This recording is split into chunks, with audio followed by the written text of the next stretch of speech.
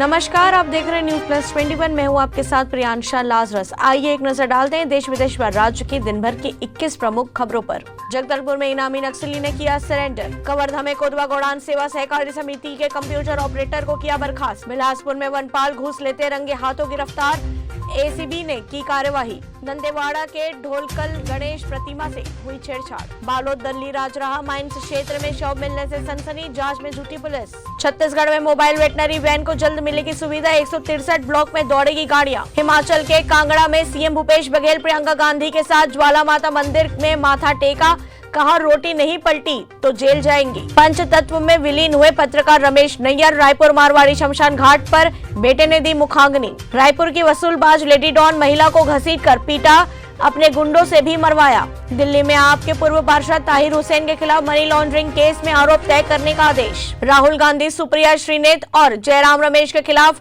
Copyright उल्लंघन का case दर्ज। अमृतसर शिवसेना नेता सुधीर सूरी को गोली मारने वाला हमलावर पकड़ा गया। वाराणसी में 7 नवंबर को मनाया जाएगा देव दीपावली का महोत्सव। सत्येंद्र जैन को जेल में सुविधा देने के आरोप में तिहाड़ डीजी हटाए गए, बेनीवाल को कमान। अमानतुल्लाह खान की बढ़ सकती है मुश्किलें, जमानत रद्द करने के लिए हाईकोर्ट पहुंची एसीबी। नोएडा में प्रदूषण के चलते स्कूल बंद, 1ली से 8वीं क्लास तक होगी ऑनलाइन पढ़ाई। अब दिमाग से कंट्रोल होगा आईफोन और आईपैड। मोरबी हादसा, नगर पालिका के मुख्य अधिकारी संदीप सिंह जाला निलंबित। एलन मस्क को पक्षकार बनाने की मांग करने वाली याचिका को दिल्ली हाईकोर्ट ने किया खारिज। न्यूजीलैंड सेमीफाइनल में पहुंचने वाली बनी पहली टीम, आयरलैंड को हराकर तगड़ा किया नेट रन रेट। 3 साल बाद देसी गर्ल प्रियंका चोपड़ा ने चखा देसी खाने का स्वाद, बोली घर का खाना सबसे बेस्ट। ऐसे ही तमाम जानकारियों से लगातार अपडेट रहने के लिए देखते रहिए न्यूज प्लस 21, आपके हक की बात।